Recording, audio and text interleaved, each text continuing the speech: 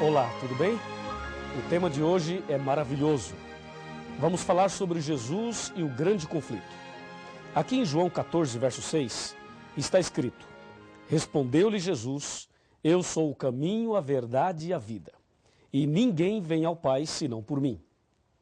Esta é a maior verdade sobre Jesus. Ele é o caminho, a verdade e a vida, e que ninguém será salvo senão por ele. A questão é a seguinte: lá em Daniel 8, verso 12, diz que Satanás jogaria a verdade por terra. E para fazer isso, Satanás usaria a igreja romana e as suas filhas. E assim, Satanás pisaria na verdade. Jesus é a verdade. Eu pergunto, será que Satanás pode jogar Jesus por terra?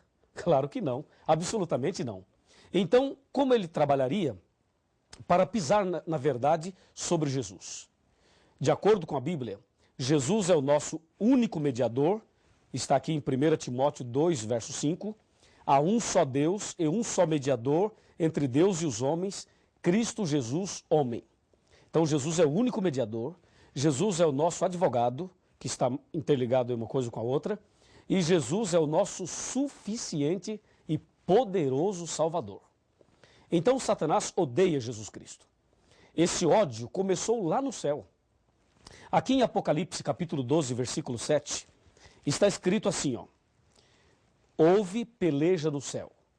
Miguel e os seus anjos pelejaram contra o dragão. E também pelejaram o dragão e os seus anjos. E aí o verso 8 continua descrevendo essa guerra. Percebe aí a ira do dragão, e nesse caso o dragão é Satanás, contra Miguel, nesse caso Miguel é Jesus. Então, desde o céu, Satanás odeia Jesus Cristo. E por isso ele começou uma terrível perseguição a Jesus. O resultado é que Satanás foi expulso do céu. E aqui na terra, Satanás continuou esta perseguição a Jesus. Quando Maria ficou grávida e Jesus então estava para nascer aqui nessa terra, para nos salvar do pecado, Satanás fez de tudo para conturbar o nascimento de Jesus. Inclusive, na época, algumas mulheres tinham casos com alguns sacerdotes e depois os sacerdotes diziam a elas: diga que a sua gravidez é obra do Espírito Santo, porque eu sou um sacerdote e você teve um caso comigo. Então, se você está grávida, é obra do Espírito Santo. E essa ideia começou a ser usada, espalhada naquela época.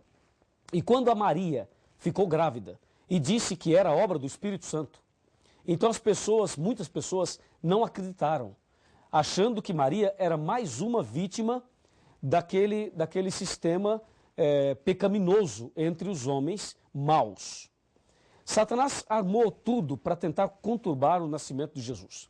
Ele não conseguiu atrapalhar, Jesus nasceu, e quando Jesus tinha mais ou menos 2 anos de idade, Satanás entrou em Herodes e mandou matar todas as crianças de 2 anos para baixo.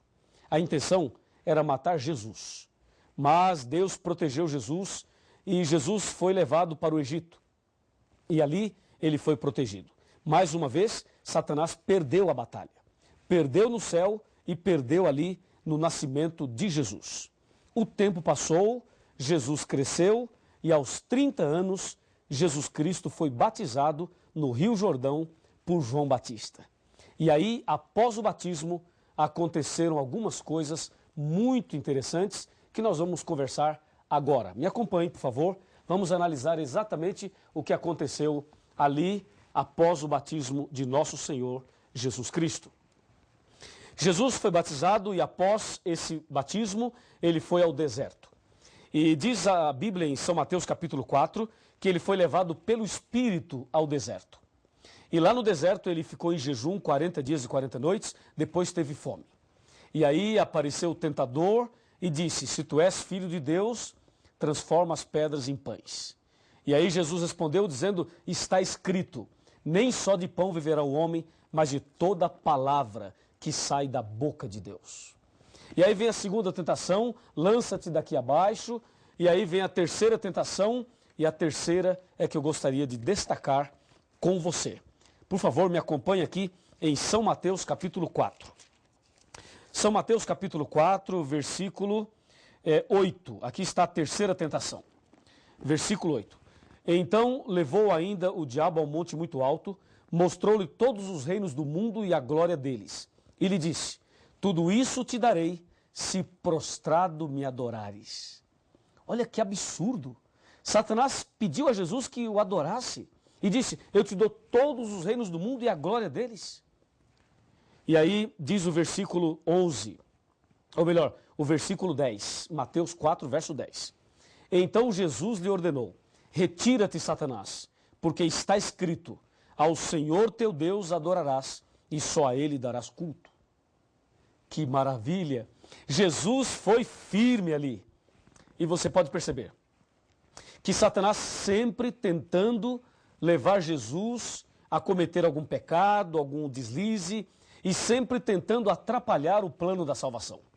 A ira de Satanás contra Jesus começou lá no céu, depois veio para a terra, e como você pode perceber aqui, em cada fase da vida de Jesus, ali está Satanás tentando atrapalhar. Onde Jesus ia, tinha uma pessoa com problema, uma pessoa cega, uma pessoa aleijada, uma pessoa possessa, uma pessoa com algum tipo de problema. Ou seja, Satanás colocava o problema ali e Jesus chegava e tirava o problema. Jesus colocava a mão e curava as pessoas. Jesus chegava e os demônios iam embora. Jesus libertava aquela pessoa.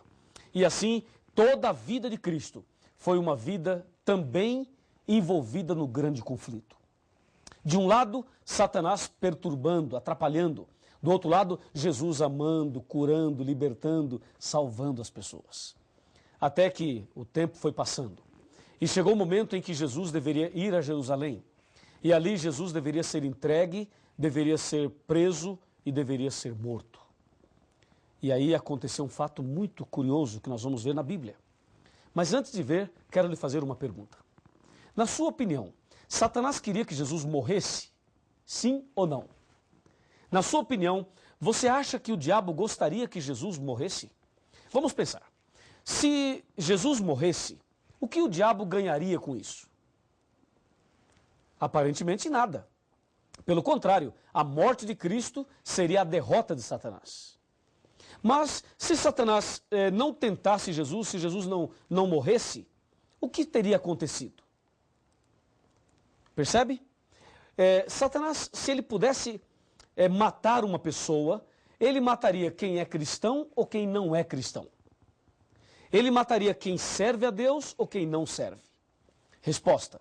Se o diabo pudesse matar e ele matasse um cristão, o que o diabo ganharia com a morte de um cristão? Não ganharia nada, porque o cristão morreria salvo e a morte do cristão ainda poderia salvar outras pessoas. É ou não é? Agora, se o diabo matar uma pessoa que não é cristã, além da pessoa morrer perdida, então Satanás ali conseguiu tirar uma vida. Logo, se ele pudesse matar, ele mataria uma pessoa não cristã. Agora, e no caso de Jesus? Satanás queria que Jesus morresse ou não? Resposta. Houve um tempo em que Satanás desejou a morte de Cristo. Mas houve um tempo em que ele não desejou a morte de Cristo. Houve um tempo em que ele queria que Jesus pecasse. Pecasse. A ideia era essa. Por isso que aqui em Mateus 4, ele tenta Jesus para Jesus pecar. E à medida que Jesus não cai, veja então o que aconteceu. Mateus capítulo 16. Abra sua Bíblia e veja o que diz São Mateus 16. São Mateus 16, nós vamos ler aqui a partir do versículo 21. Está escrito: Desde esse tempo começou Jesus Cristo a mostrar a seus discípulos que lhe era necessário seguir para Jerusalém, sofrer muitas coisas dos anciãos e dos principais sacerdotes e dos escribas, ser morto e ressuscitado no terceiro dia. Verso 22. Pedro, atenção, hein? Atenção. Pedro, chamando-o à parte, começou a reprová-lo, dizendo: Tem compaixão de ti, Senhor, isso de modo algum te acontecerá. Mas Jesus, voltando-se, disse a Pedro: Arreda-te, Satanás, porque tu és para mim pedra de tropeço, porque não cogitas das coisas de Deus, e sim das dos homens. Percebeu? Veja, Satanás queria que Jesus morresse aqui. Satanás usou Pedro para dizer a Jesus: ó Jesus, se você sabe que vai a Jerusalém, que vai ser preso e que vai morrer, então não vá, fique aqui. É óbvio. Mas Jesus percebeu que por trás desse conselho de Pedro estava Satanás. E por isso disse: arreda-te, Satanás. Assim, Satanás tentou de todas as formas, de todas as maneiras, ele tentou atrapalhar o plano da salvação. Não conseguiu. Ele foi derrotado em tudo. Todas as vezes que ele se confrontou com Jesus, ele perdeu. E hoje ele vai perder mais uma vez, porque você já foi comprado, remido pelo sangue de Jesus. E aquele que é alcançado pelo sangue de Jesus, o maligno não lhe toca. O maligno pode até tentar alguma coisa, mas ele não consegue, porque quem está em Jesus é uma nova criatura e é mais do que vencedor. 2 Coríntios 5, verso 17. Meu amigo e minha amiga, se o diabo perdeu todas na luta, no conflito entre o bem e o mal, então como fica Daniel 8,12 que diz: lançou a verdade por terra? Me acompanhe. Vamos analisar esse ponto final do nosso estudo. Como entender este assunto tão delicado e tão importante? Vamos lá. A palavra de Deus nos apresenta a profecia de que Satanás pisaria na verdade. A questão é a seguinte: aqui no meu computador eu tenho algumas informações importantes. Veja, Satanás foi ousado, muito ousado, e tentou de tudo para atrapalhar Jesus. Agora que ele não conseguiu, que ele perdeu todas, e quando Cristo morreu na cruz, Satanás estava definitivamente derrotado. Então agora o que ele faz? Agora ele quer mudar as doutrinas sobre Jesus. Agora ele quer mexer com você e comigo. Agora aí está o ponto. Já que ele não conseguiu mexer com Jesus, não conseguiu atrapalhar Jesus, ele agora quer mexer na doutrina de Jesus e também na vida daqueles que querem seguir Jesus. Veja, há um só mediador, há um só Senhor, um só mediador entre Deus e os homens. A igreja romana foi usada pelo inimigo para fazer, sabe o quê? Para colocar outros mediadores no lugar de Jesus. A Bíblia diz em 1 Timóteo 2,5 que Cristo é o único mediador. Mas a igreja romana colocou a intercessão dos santos. E tem um santo que intercede pelos problemas das pessoas. Você já percebeu isso? Por exemplo, existe o santo das causas impossíveis.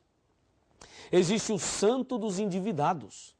Existe o santo casamenteiro. Esse você conhece, é ou não é? Existem santos para resolverem os problemas das pessoas. E as pessoas são devotas desses santos e dessa forma estão colocando um santo ou um homem no lugar de Jesus. E com isso a verdade sobre Jesus é pisada, é lançada por terra, com esta tal de intercessão dos santos.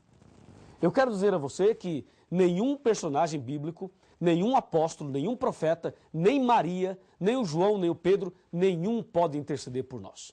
Só Jesus é o nosso mediador. Só Jesus pode interceder por cada um de nós. Satanás quer mexer na doutrina de Cristo. E, na verdade, Satanás quer esconder as seguintes verdades. Ele quer esconder de que Jesus é o único mediador. Ele não quer que você saiba disso. Ele quer esconder que Jesus intercede por você todos os dias. Ele quer esconder que só Deus, através de Cristo, pode perdoar os seus pecados. Ele quer esconder que temos um advogado perante o Pai, Jesus Cristo, o justo. Ele quer esconder as verdades bíblicas e uma delas é que Jesus está voltando. E desta forma, o inimigo vem jogando a verdade por terra na vida daqueles que não estudam a Bíblia, daqueles que seguem doutrinas de homens e daqueles que não buscam a verdade. Assim, a doutrina sobre Cristo, infelizmente, tem sido pisada. E a última, Satanás está espalhando por aí uma ideia de que Jesus não é Deus e de que Jesus teve uma natureza caída e pecaminosa. As mensagens torcidas têm criado forças por aí. Mas tome cuidado, porque as doutrinas de homens estão sendo colocadas por Satanás para pisar nessa verdade. Mas a verdade é que Jesus venceu todos os conflitos entre o bem e o mal. E quando morreu na cruz, nos garantiu a vitória. E quero dizer mais a você.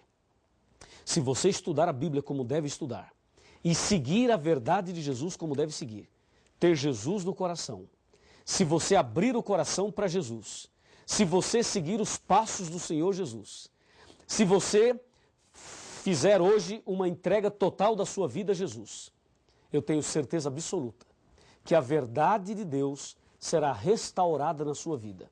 E mais, eu tenho certeza absoluta que Deus fará o maior milagre no seu coração. Lembre-se, em Jesus somos vencedores. E o sangue de Jesus tem poder para expulsar Satanás da vida de quem quer que seja.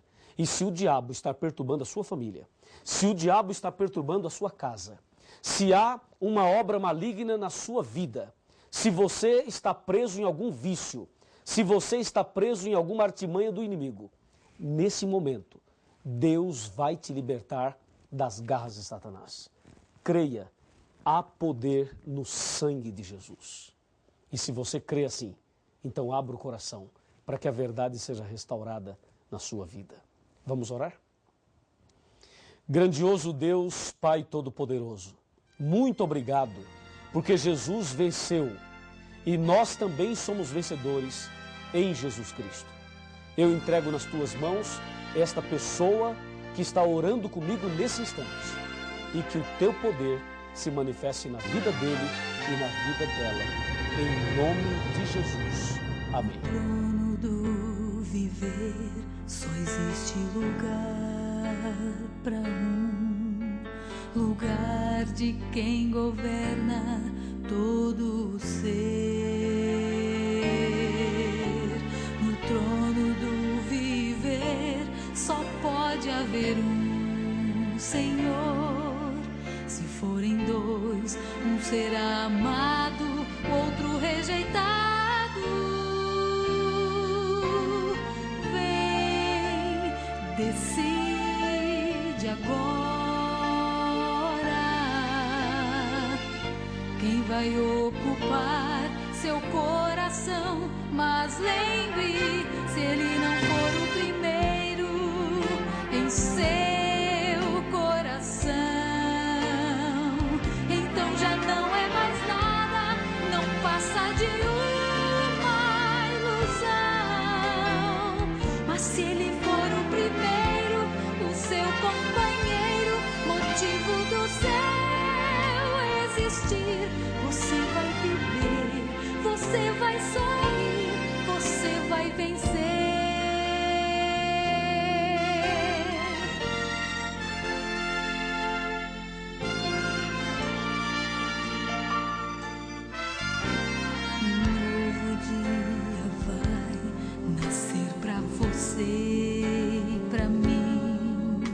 Depende de aceitar Jesus no viver.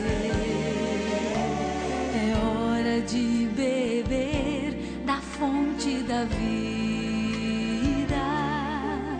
Você verá, em Jesus existe plena alegria.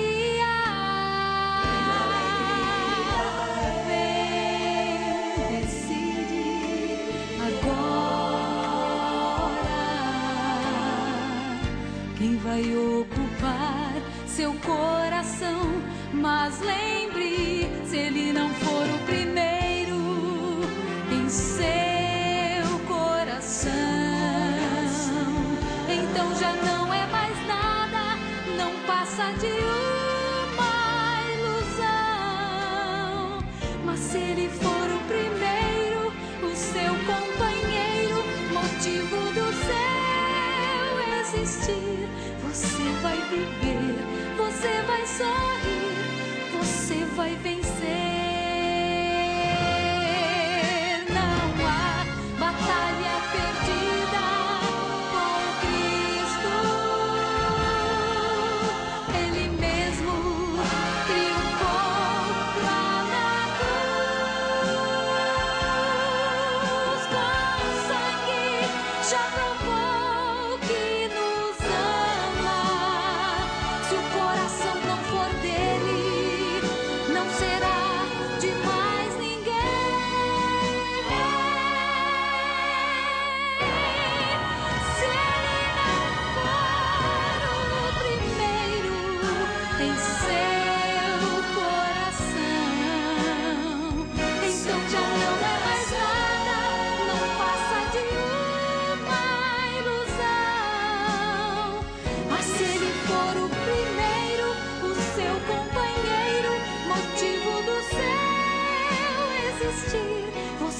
viver, você vai só